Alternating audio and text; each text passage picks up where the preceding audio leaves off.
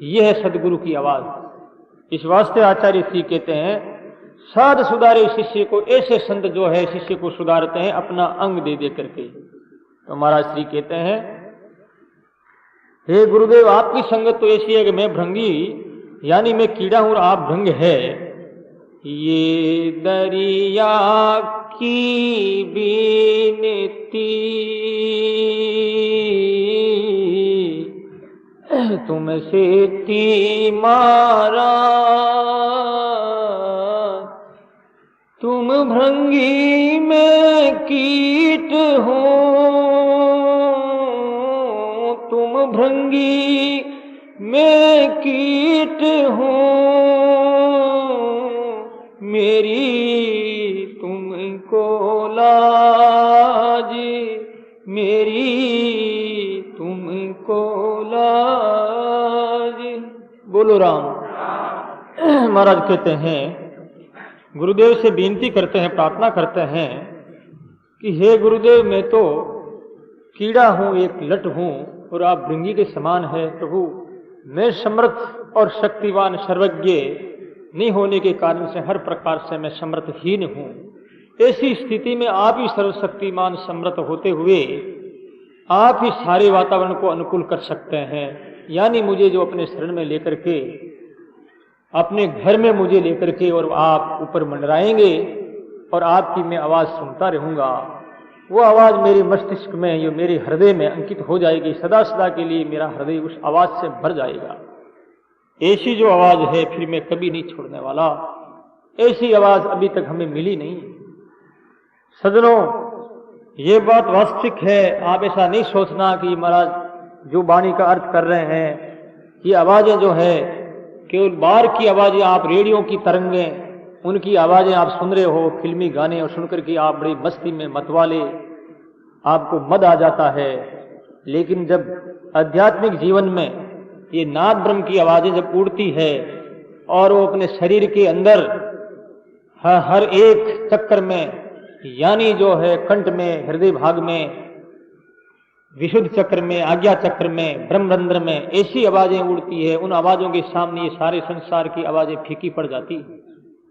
ऐसा जीवन जीने वाला व्यक्ति कभी भी इन ध्यानों यानी इन गलत आवाजों के प्रति आकर्षित नहीं हो सकता, क्योंकि जिस व्यक्ति को हीरा मिल गया है वो व्यक्ति दूसरे जो है अर्थों की कोई आवश्यकता नहीं समझता है। जिस व्यक्ति को पारस मिल गया है न तो सोने की आवश्यकता समझता है और न चांदी की और न और किसी की, क्योंकि उस पारस में हजारों ही टन सोना भरा हुआ है।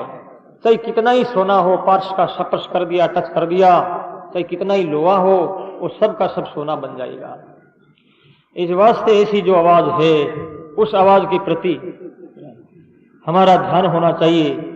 हमारी जो है ऐसी आदत होनी चाहिए कि उस आवाज को हम केस करें। वो आवाज एक दिव्य लोक की आवाज, एक आध्यात्मिक जगत की पवित्र आवाज जो सदगुरु सदाई देते रहते हैं। हम सदगुरु की आवाज को नहीं पहचान पाते, क्योंकि उस श्रेणी में हम लोग आए नहीं है, उस पंक्ति में अभी हमारा नंबर नहीं आया है, उस घर में हमारा अभी प्रवेश नहीं हुआ है। इस वास्ते वो आवाज समझ में नहीं आती। एक आप आवाज समझोगे, तमिलनाडु में आवाज चलती, लोग बातें करते हैं। तमिलनाडु जो भाषा है, तेलुगु भाषा, जैसे कोई डिब्बे में कंकर डाल करके ऐसे डिब्बों को बजाते रहे, खड़खड़ की आवाज आती है। ऐसे हमको तो ऐसे प्रतीत होता है ये खड़खड़ क्या कर रहे हैं, लेकिन वो अपनी भाषा में बात कर रहे हैं। और अपन जो बात करते हैं वो लोग ऐसे डिब्बे में जैसे कांकरे गाल करके खड़खड़ की आवाज होती है, वो वैसा समझते हैं। परंतु उस आवाज में क्या रहस्य नहीं है, क्या वो लोग बोलते उसमें कोई अर्थ नहीं है। वो जो बोलते सब उनका व्यापार, आदान प्रदान, लेना देना, खाना पीना, ये सब हो रहा है। लेकिन उनको हम क्या समझते हैं, चिड़ियों की भाषा, हम पशुओं की आवाज समझते हैं। वो भी हमारी आवाज को पशुओं की आवाज समझते हैं। तो ऐसी सदगुरु की आवाज तो सही है, लेकिन अभी हम अनभिज्ञ हैं, जान नहीं पाए, पहचान नहीं पाए। जब पहचान लेंगे तो उस आवाज में हमारी आवाज मिल जाएगी। इस वास्ते आचार्य जी ने कहा है, भाव मिले परे भाव से,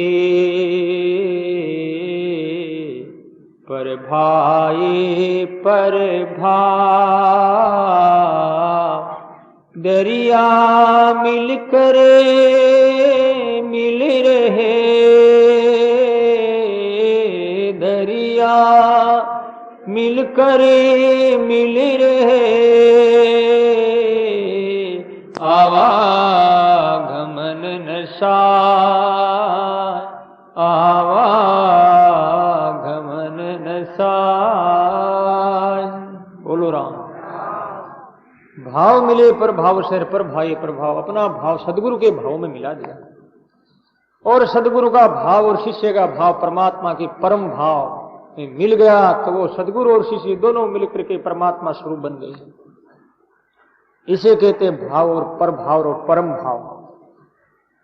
अपनी आवाज को सदगुरु की आवाज में मिला दिया, और सदगुरु और दोनों आवाज मिलकर के परम पिता परमात्मा की आवाज में सदा के लिए मिल गए। इसलिए वेद भगवान भी यही कहते हैं, संगतद्धम संवदद्धम सन्नो, कि तुम्हारी सबकी आवाज एक हो, तुम सबका एक साथ हो, तुम एक विषय की जानकारी हो, एक साथी बन करके तुमको आगे चलना होगा, बढ़ना होगा, उस सदगुरु की आवाज को पहचानना होगा और उस आवाज का अनुसरण करना होगा। आप ऐसा नहीं समझे, ऐसा नहीं सोचें कि ये वाणी ही कहती है, दरिया की वाणी ही कहती है, ऐसी बात नहीं। सभी शास्त्र और वेद ग्रंथ इत्यादि एक ईश्वर में सभी उस लक्ष्य की ओर इशारा कर रहे हैं। एकम सद विप्रा बहुधा वदंती, वो सद परमात्मा तो एक है।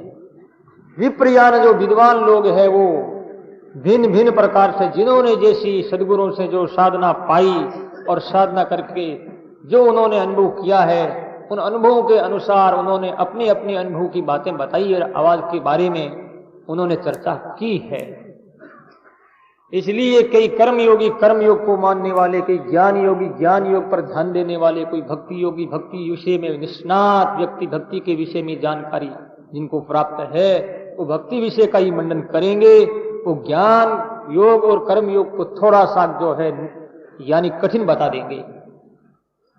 यदि भी भक्ति योग में ज्ञान और कर्म योग का समावेश है, और वो समावेश है अल्प मात्रा में, विशेष मात्रा में विशेष मात्रा है भक्ति की। ऐसे ही जो ज्ञान योग को विशेष मानने वाले ज्ञान योग की विशेषता पर बल देते हुए उसका विशेष रूप से मंडन करते हैं, लेकिन ज्ञान के साथ में भक्ति योग और कर्म योग भी अल्प मात्रा में उनका समावेश पाया जाता है। यदि ये तीनों एक साथ नहीं रह सकेंगे तो त्रिगुण जो सतोगुण और रजोगुण और तमोगुण, ये तीन गुण जो है इनसे छुटकारा नहीं हो सकता। इसलिए इन तीनों की अति आवश्यकता है। ज्ञान योग लो तो भक्ति योग लो अथवा कर्म योग। तो महाराज कहते हैं कि ऐसे जो शिष्य होते हैं वो क्या करते हैं, सदगुरु